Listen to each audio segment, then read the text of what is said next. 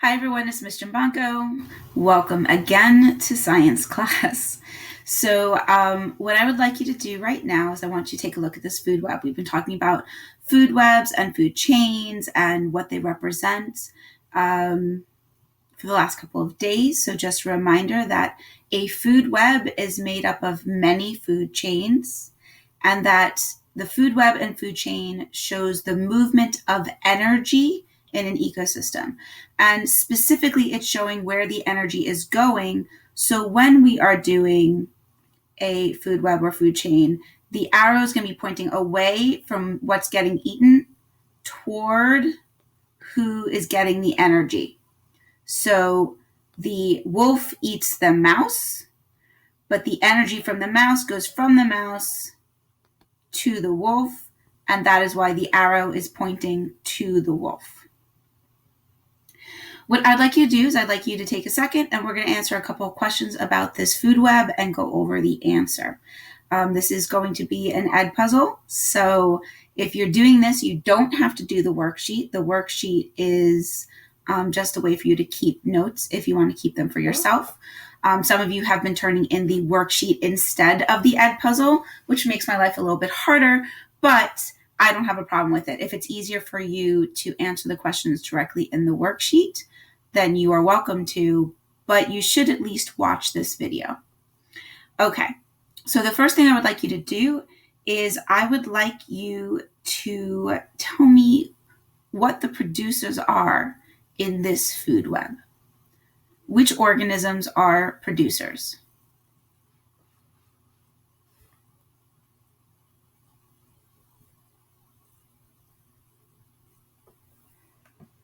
So as you may remember, a producer is an organism that makes food.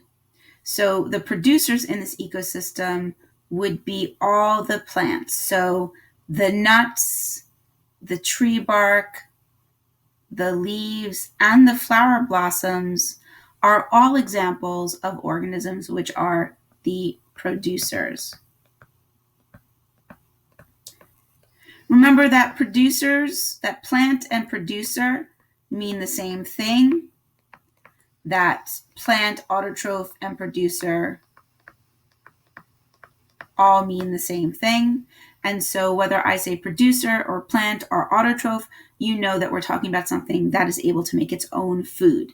In the case of plants, they do the process of photosynthesis. They're using light from the sun to do photosynthesis to make sugar. Not every single autotroph is a plant. There are autotrophs that are able to make energy not using sunlight. They do chemosynthesis. But if I say plant, you know that they are autotrophs. Okay, the next thing I'd like you to do is I would like you to tell me which of these organisms are herbivores.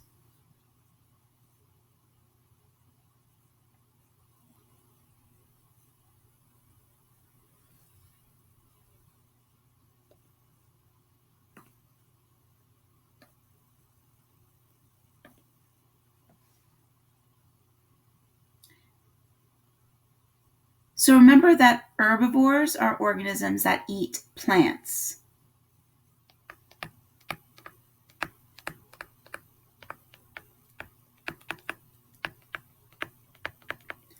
And so the way we're going to figure this out is we're going to be looking to where all these producer arrows are pointing to. So we see that the nuts, the energy from the nuts go to the mice, so that makes mice producers.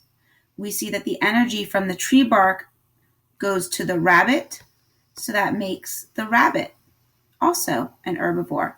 The energy from the leaves of the plants and from the tree bark and from flowers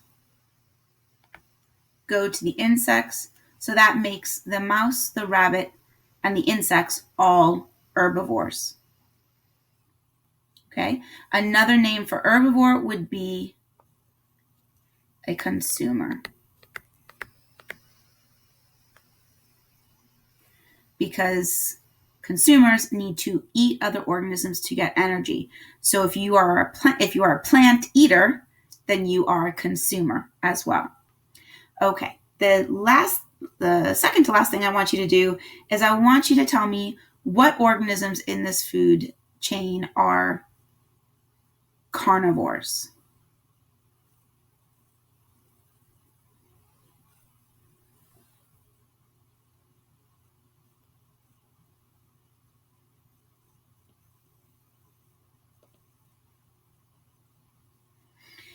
So a carnivore is an organism that needs to eat other organisms to survive. So in this food web, the wolf, the toad, and the bird are carnivores because they eat the rabbit, mouse, or insects. The red fox is a carnivore because it is eating the rabbits, the toads, and the birds. And the bear is a carnivore because it is eating the wolf and the red fox. Okay, so all of those are carnivores because they eat meat.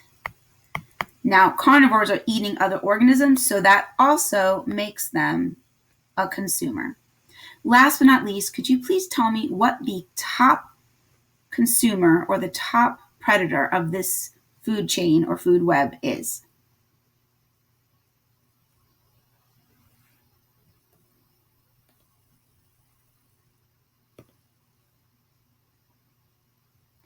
So the bear is our top predator.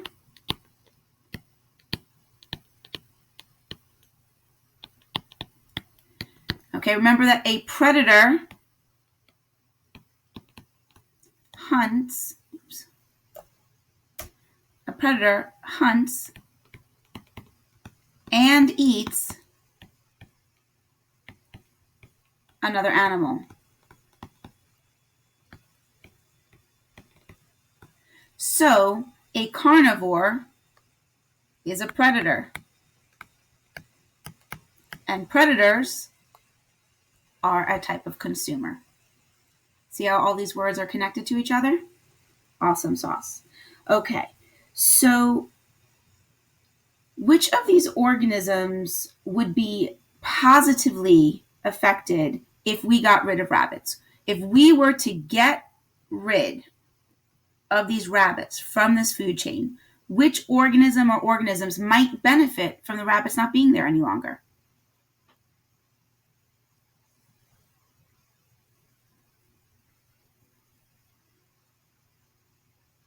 Okay, there's lots of answers to this question. It really depends on how you're arguing it. But because rabbits are competitors, because both rabbits, because both insects and rabbits eat tree bark, the insect population might actually benefit. It might go up because now it has less competition for food. It has less organism it has to fight with to get food. The Can you think of any other organism that might benefit? Well, the tree barks might benefit because without the rabbits eating them, there's now fewer things eating the tree barks, and so the tree bark population could go up.